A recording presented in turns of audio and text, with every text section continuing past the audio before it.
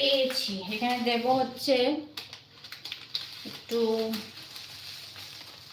সাদা জিরে, এই হচ্ছে সাদা গোটা জিরে ফোড়নে দিয়ে দিচ্ছি।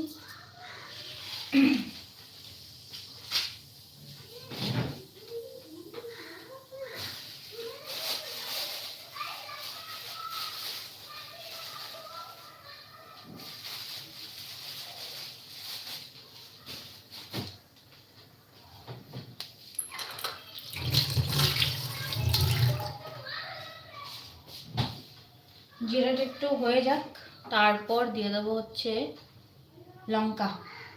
এই দিয়ে দেবো হচ্ছে একটু কাঁচা লঙ্কা। এভাবে কাঁচা লঙ্কাটা দিলে না খুব সুন্দর একটা স্মেল আসে, কিন্তু এটা ভীষণভাবে ফাটবে, তাই আমি কাঁচা লঙ্কা দিয়েই পালাবো। আর তারপর একদম সিম্পল